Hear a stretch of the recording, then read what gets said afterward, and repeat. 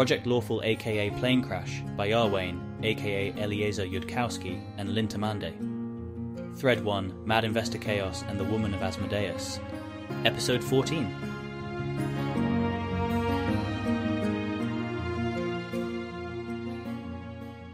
She stands up. I accept your challenge, Keltham. I have some logic homework, and if I'm not going to have time for it tonight, I'd better do it now. Can't have anyone thinking I only get good scores because I'm sleeping with my teacher.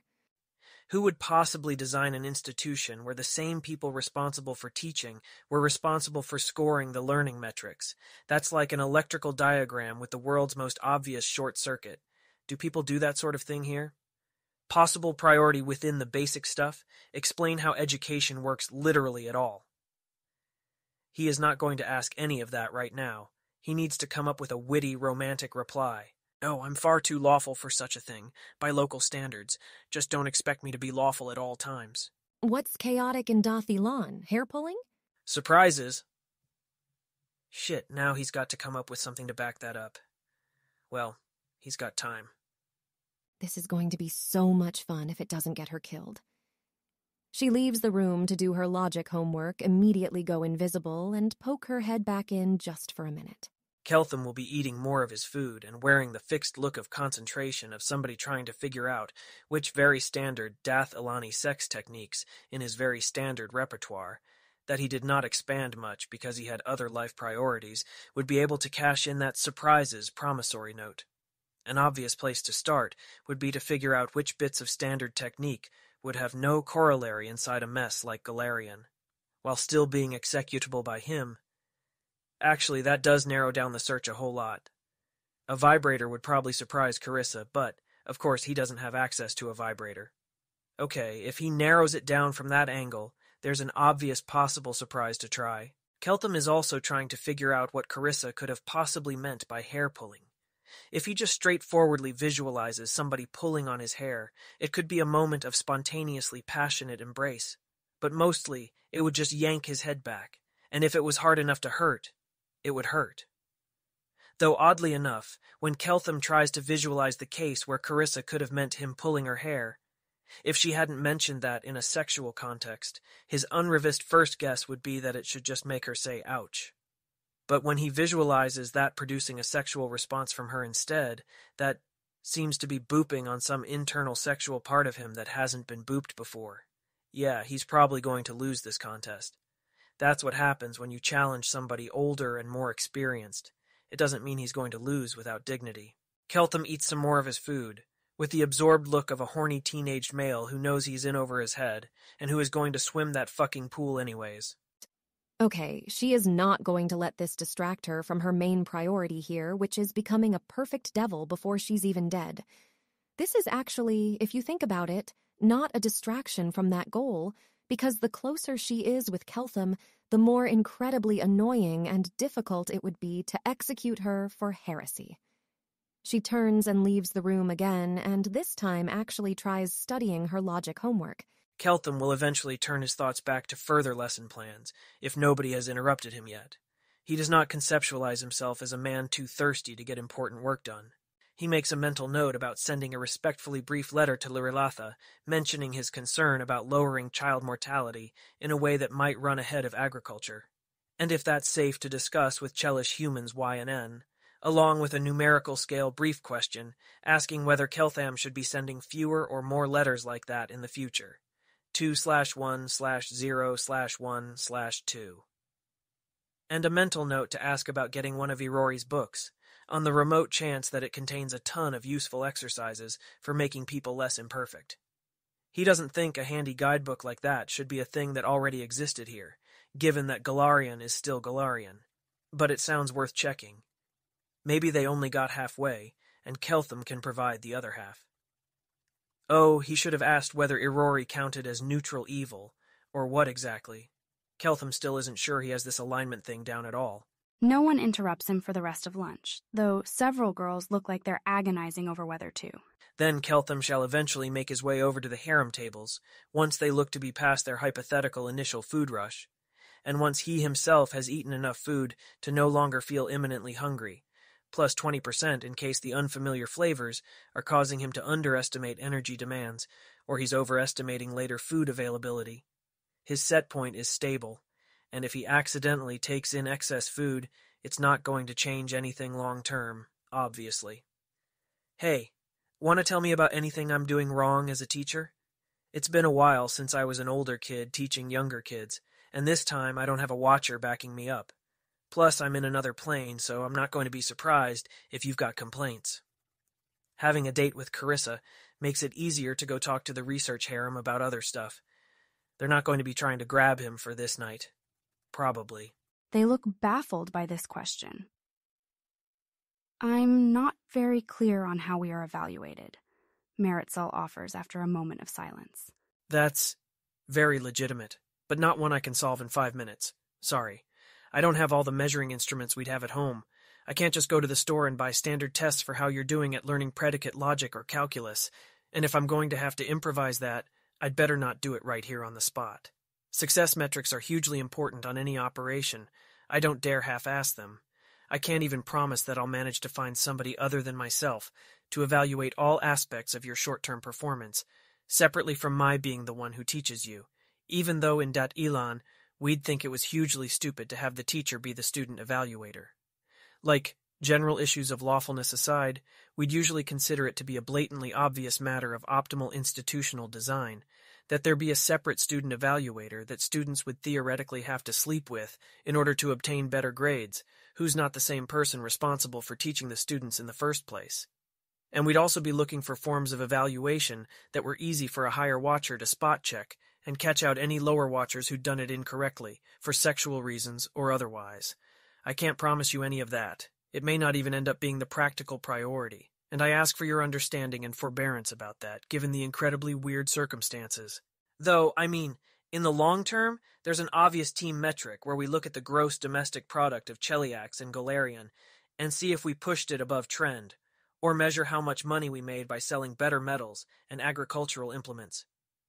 Excited giggles. That's fine, Maritzal says. Anyway, if you're sleeping with everybody, then there's no question of it affecting anyone's grades unfairly. Oh, come on. You're not going to all have the same skills at sex. Keltum reflexively points out the obvious invalidity in this argument before his central monitoring loop has had even the slightest chance to think about it at all. Maritzal seems to think this a completely reasonable response. I don't think the mechanism by which grades get altered by sleeping with the teacher is bias. I think it's inducement. So as long as you think everyone's doing their best, there's no incentive to toy with their grades, even if some people have a better best. She nibbles her lower lip. Even though some people have a better best. To be clear, I think we'd want to rigorously separate sexual performance from research performance and not get those confused into one metric over a person. I'd frankly expect both you and the Chelish government to be pissed about the performance hit to the world economy if I got confused that way. That said, it'd be conventional practice in Dathilan to pay people proportionally to their apparent output, not whether people are doing their best. It's a lot easier to measure how well somebody is doing than to know whether they're really doing their best. And there's an implied incentive that seems really awful to me for people to be weaker, for their best to be worse, if you pay them to do their best. Even very good people in Dathilan wouldn't do that. It's not lawful. That's how Cheliax does punishments, says Asmodeus. I have never heard it applied to sexual favors except informally because you can only get anywhere if you have something to offer. But probably that is because we are insufficiently lawful and haven't thought it through properly. People mostly don't actually sleep with their instructors for better grades, Gregoria clarifies. Probably if it were widespread, people would have noticed how to do it lawfully, even here. With punishments, though, there's some sense in scaling. Like, you want to evaluate second years against second years, not second years against fifth years, in deciding who is underperforming because it's just not informative if your process concludes that all the second years are underperforming. Okay, Yeah, that's been puzzling me for a while. The books referred to it too, like there was this one book supposedly by a magic instructor who spends the first chapter telling you about what a great magic instructor he is, where he mentions punishing students at the end of the day so it won't interrupt their learning. If that was literally true, and not a weird collection of lies, I'm so confused about this for multiple reasons that I don't even know where to start asking. If I'm like, hey, give me your shoes for 20 silver pieces, and you value your shoes less than that, it makes sense to give me your shoes. If instead I'm like, hey, give me your shoes or I'll put you in an arm lock and break your arm, and you actually do that because the value of the shoes is less to you than the value of the unbroken arm, then the fact that you reacted that way is the reason why I made the threat in the first place, right? I mean, assuming I'm the sort of ideal entity who doesn't have any altruism or any inherent desire to behave in a coordinated way with others, if I can go around collecting everyone's shoes by threatening to break their arms, why wouldn't I just go collect all their shoes?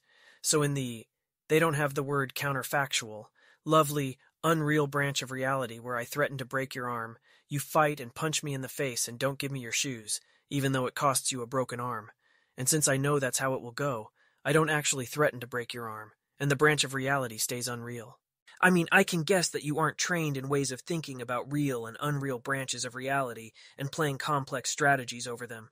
But I would have thought it would be more like human instinct, to punch somebody in the face if they threaten to break your arm, if you don't give them your shoes. I mean, we get training. That's about how we have instincts like that, and we need to carefully refine them so they actually lead to optimal, real-world outcomes. And then here it sounds like there is a whole lot more of people punching each other in reality. And then you've got students supposedly paying somebody to punch them in the face, and that I just do not get at all. The students are confused. The soul learns through incentives, Asmodeus says after a while. Incentives like, if I do this thing, it works out nicely for me and I get a glow of satisfaction. But also incentives like, if I fuck this up, it'll hurt. The way to teach children not to touch a hot stove is to let them once and then they'll know. Because the soul is wired to understand feedback from pain faster than it understands feedback from anything else. I am aware you may not have souls in Dathilan, and I don't know if this still applies without them. No magical healing. We try to avoid children touching hot stoves once. I think if Dathilan could get faster learning by... No, that's not valid reasoning on my part. They could attach enough disutility to the student's experience of pain that they still wouldn't do it, so it's not much evidence that they don't do it already. I guess I'm still skeptical that you're describing a system that's actually locally optimal and that people aren't messing up. Because if you get an electrical shock for a wrong math answer, that's a kind of pain we could inflict without lasting injury. If we wanted to go that route, then you don't just learn not to answer math problems wrongly. I'd expect you to also learn not to answer math problems and not to go to classes, in some deep part of you that you can't consciously override. And it sounded like, from something Carissa mentioned earlier, people end up afraid to point out what looks like an error by the teacher, because if they're wrong about that, they might get pain inflicted on them. That sounds like exactly the kind of incredibly obvious failure mode I'd expect to develop if somebody had the bright idea of trying to use pain to teach things, but you were also so bad at institutional design that students could get better grades by sleeping with the teacher. I would have been a lot less cooperative with the older kids teaching me if I'd been getting punched by them for errors instead of paid by my parents for successes. You definitely have to have the punishments arranged competently by people who know how to do it, Asmodeus says. It sounds like the teacher in the book you read was arguing that the end of the day is a better timing, in order to get the benefits without creating side incentives you don't want. Though in practice, I don't think it's a very big problem. Certainly there are not students who are uncooperative, so we can't be doing whatever would have caused you to be uncooperative. I do not understand how the system you describe is in equilibrium, but that can probably wait for another day. Are you going to be okay if my teaching style is built entirely out of rewards for success instead of punishments for failure? Because I do not know how to do punishments competently. We were selected for this because we're top students. We can handle weird or limited incentives. And if we want someone to whip us to help a lesson sink in, we can arrange that outside of class, Pilar says, with a glance at Paxti. Something inside him has an unusual feeling about that, but Keltham does not know what it is, and it's not his priority right now. I should ask this explicitly. Are you using mind-affecting spells to put yourself in an optimal state for learning? It looked to me like during the whole lesson, you only varied between the states of attentiveness, enthusiasm, and great enthusiasm, even when I said things that I would have expected to put somebody into an angrier state if they hadn't been explicitly trained in dignity. Not saying you're doing anything wrong there, it just seems like the sort of thing a teacher should know about. I think Cheliax also conducts training in dignity, says Asmodeus. We weren't using magic, at least I wasn't. A chorus of other I wasn'ts. Well, that's good. The dignity training part, I mean. Though I should check, how does the word dignity translate to you? What's some concrete examples of dignity? Keltham has just tried a mental experiment of his own and found that there are at least 3 different baseline terms that all mentally translate to him as the Taldane word, dignity. Why is even lunchtime full of impossible high-stakes tests? Dignity is remaining composed when situations are frustrating or frightening, and staying focused on the situation and not on your emotions. Dignity is conducting yourself like a person other people can rely on to be serious, not reacting childishly to things, not needing people to accommodate your human weaknesses. Dignity is carrying yourself like you're important. All right, I think I might have managed to put my finger on a quiet, nagging doubt I had before, Keltham says, totally oblivious to any signs of inner panic this might be producing, unless somebody actually shows it to him. There's at least 3 different baseline words that translate as dignity in this language, but the one I had in mind is not getting angry at people for behaving the way they're supposed to, or in ways they have a right to do. Not showing outward anger, not letting yourself react inwardly in a way that could lead you to subconsciously lower their grades later, or the equivalent of that. It's the quality that you display to others, so that they'll know it's safe to turn you down for sex, even though you're acting as a manager. And if you weren't confident you'd shown that much dignity, you'd be afraid to invite them for sex. Dignity, in the case of my relation to students as a teacher, means that if I make my own mistake on the whiteboard, and you point it out, I don't even internally blame you for my mistake and give you a bad performance review later. Nobody who lacked that kind of dignity would be tapped to give performance reviews. Very few higher managers would be stupid enough to promote a manager who was visibly bad enough at dignity that employees would be afraid to tell them what they were doing wrong. We go through training to avoid that being true of us even subconsciously, where our conscious minds wouldn't notice. If you're not in a state of fixed enthusiasm produced by mind-affecting spells, then it's very odd if I just started up teaching again after not doing that for years, in another dimension, across an unknown huge cultural gap, in a non-native language that's translated in my mind by spell and didn't make any mistakes. I was wordlessly expecting somebody in the class to go wrong. That's not how you teach Chelish students. And that never happened.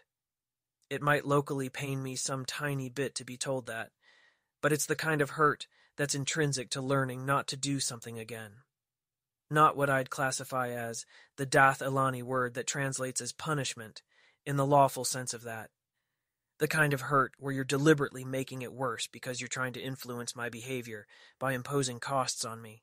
So if my concept of dignity is all about thinking and acting in a way that makes there be negligible real social disincentives for you to inform me about my mistakes, even if I didn't ask, and your version of dignity is about always looking cheerful and enthusiastic, and not giving me any visible sign that I'm making mistakes, unless I ask, there might have been an intercultural problem. The students still do not visibly display any distress, although maybe they're supposed to? This is such an unfair test.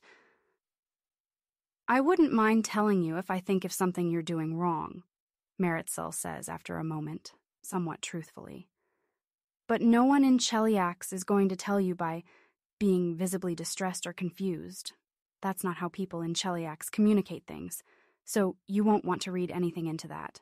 We are competent to tell you with words. That's not undignified. Yeah, so asking in words now, were there any memorable points in class where, if I'd remembered to ask, you would have told me I was teaching suboptimally, even though nobody was showing visible signs of confusion or distress? Meritzel will keep going with this, even though it might be a disaster. Well, you were teaching really differently from how it's done in Cheliax, and if a Chelish teacher were teaching that way, I would think they weren't very good, since it involved so much being confused. But you said you were doing that on purpose, and that it's part of all the techniques we're supposed to be learning. I sure was trying to bewilder you on purpose for reasons. I was probably also trying harder and harder to bewilder you because you never showed any overt emotional signs of being bewildered. I'm actually running into a small stumbling block about trying to explain mentally why it's better to give wrong answers than no answers. It feels too obvious to explain. I mean, I vaguely remember being told about experiments where, if you don't do that, people sort of revise history inside their own heads and aren't aware of the processes inside themselves that would have produced the previous wrong or suboptimal answer. If you don't make people notice they're confused, they'll go back and revise history and think that the way they already thought would have handled the questions perfectly fine. Well, you definitely succeeded at being confusing. Do Chelish teachers just not ask questions unless you already know how to answer? Not usually. If a question is asked, that suggests you are supposed to be competent to answer it. Unless I am severely misunderstanding something, that sounds like a truly basic mistake that could be crippling your entire process of education, especially of the people who are supposed to be producing intense thought-based products like research. The most important hidden orders begin as questions you don't know. The real answers are things you haven't seen, that may resemble nothing you've seen before. They may require new instruments and new kinds of thinking to figure out. Dathilani are trained from childhood to answer questions they have no idea how to answer, and on a really fundamental level, that is why that civilization now knows any stuff. The students blink at him. That seems important, Asmodeus ventures after a minute. It might only work for smart people, though. No kidding. Dathilan has enough scale, 1 billion people slightly less, that it can adapt different educational processes for different levels of intelligence. If somebody took an educational system that was implicitly designed for average intelligence in this world, and then just tried to throw a bunch of smarter kids through the same system, I'm wondering if I should maybe be giving an early basics talk on, like, how to teach and learn at all. Or if I should be leading by example there for a while, before presuming to write up how anything should work in Cheliax. My understanding, says Maritzel, is that if we turn out well, they'll adopt it more widely, and if we turn out terribly, then they won't. I think if we start to get good results early, they should figure out 20 variations on education and test those early. Human capital accumulation is one of the classic examples of an input to the total production cycle that takes a long, linear time, and can't be shortened by throwing more money at it. But sure, I can wait to argue that part with governance for another week. I'm sorry, it's just occurred to me that it's lunchtime, we're talking about work things, and I need to ask out loud in words if you'd rather be talking about... It's not ostriches, but for some weird reason my brain is repeatedly having this hiccup where it thinks that the sport fights are with ostriches instead of whatever it actually is. Probably we could get people to fight ostriches if you want. Bullfights are traditional. We usually work during lunch at school. Recreation is for holy days. I'm sorry again. I couldn't actually focus on this without more effort than I think wise. My brain is repeatedly calling attention to the point that this has been your first formal learning experience with structural uncertainty. Was it fun? Awful? Fun awful? I can go away if you don't want to think about work until we resume, but it doesn't sound like that's your usual rule. It was really interesting. I think I learned a lot. I'm worried it will have bad side effects, but the direct effects didn't seem bad. Some of the warnings Lurilatha gave him make more sense now, unfortunately, which he maybe should have expected from talking to a very serious person. Her warnings suddenly sound much more like things that could actually happen instead of far-flung failure modes. A lot of the warnings I got back as a kid suddenly seem a lot more like they might be necessary and important if somebody didn't have a lot of actual experience with what it's like to usefully think weird and unusual thoughts pointing in odd directions. Look, there's a very basic warning, which first gets told in the form of a joke, about a patient who goes to the doctor complaining that his arm starts to hurt if he folds it all the way behind his back, and the doctor says, well, first of all, if it hurts, stop doing it. If you start feeling like it is a perfectly logical and inevitable conclusion from the law, I've taught that you need to destroy this universe. Talk to me, talk to somebody who works fairly directly for Asmodeus, and first of all, stop twisting up like that. Just literally pause until you've talked to somebody, because that is not supposed to be an inevitable conclusion from Dathilani premises. Reasoning under structural uncertainty is legit harder and easier to screw up than reasoning when you already know exactly how you're supposed to think, which is boringly easy by comparison. You're going to suck at it for a while. If you arrive at the necessary truth that you must fling yourself into the sea, don't. The girls nod fervently. I need to think. I may not need to think more than you need to have urgent questions answered, so interrupt me if it's important, but I need to think. I wondered how Galarian managed to be screwed up when it had very serious lawful devils and frigging gods, but now I'm visualizing. Dath Ilan has put this massive effort by a lot of people with very high measured intelligence into optimizing everything important, which I don't think I really appreciated before. And in this world, somebody put the children's lessons together in a way where the person teaching them is also responsible for measuring the results. And nobody else is checking on their measurements. And all of the questions are supposed to be things the children have already been taught how to answer, and the regional numbers of children are too small, and travel is too expensive, to sort each lesson by current knowledge and velocity of learning. So the people I consider to be of average intelligence are just being thrown into a scaled-up version of whatever has to teach people much dumber than them how to do ultra-basic algebra. And I'm realizing that every single aspect of Galarian must be that screwed up simultaneously. Keltham is visualizing what Lurelatha's day must be like. She probably walked straight out of this villa and teleported directly to somewhere else, where she had to stop somebody from being a massive idiot and plugging all the outputs of the iron factories back into their inputs, and then teleported again, and then again. And does her species even get to sleep? And how many of her are there in all of Cheliax? 3. She can't fix things on a deep level because the human problems aren't her problems. She doesn't know how to tell people to do it systematically better, because the current educational system wouldn't hurt her the same way, and Keltham's god isn't talking to him, and there's some massive communication barrier that made it easier for Asmodeus to point vaguely in Keltham's direction than to give detailed instructions to anyone. And this whole situation is so much more messed up than he previously realized. You're really going to hate all the other countries in the world, says Asmodia. Carissa and Lurelatha both warned me. Keltham waits to see if anyone has anything urgent to add to that, and then goes off to think by himself. A few seconds later, he comes back and asks somebody to actually tell him when his stated time for lunch is over, because he doesn't have a wristwatch anymore. He gets several volunteers to get him when it's time, Keltham thinks.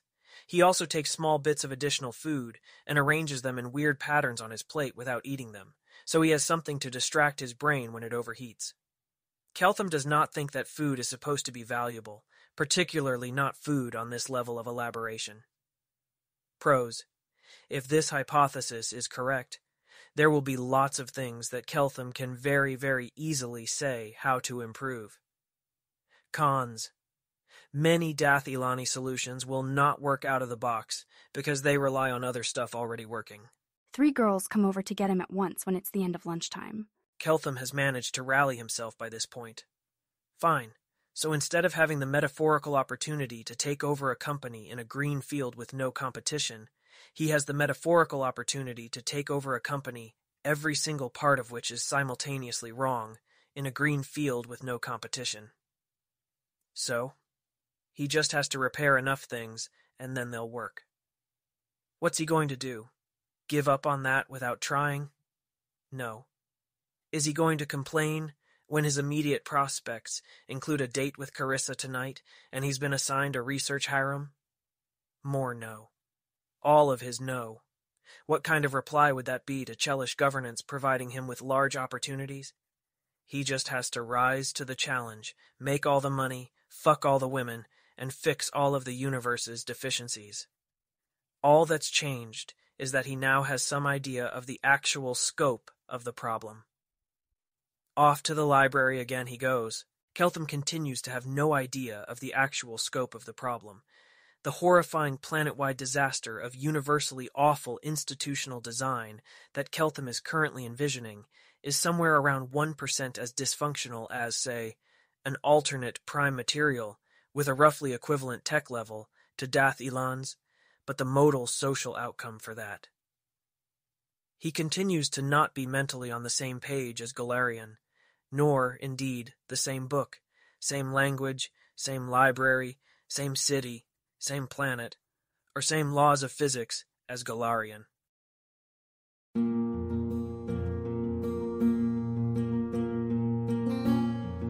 If you wish to support the production of this AI-voiced reading of Planecrash, please visit patreon.com/AskWhoCastsAI. Any help is appreciated.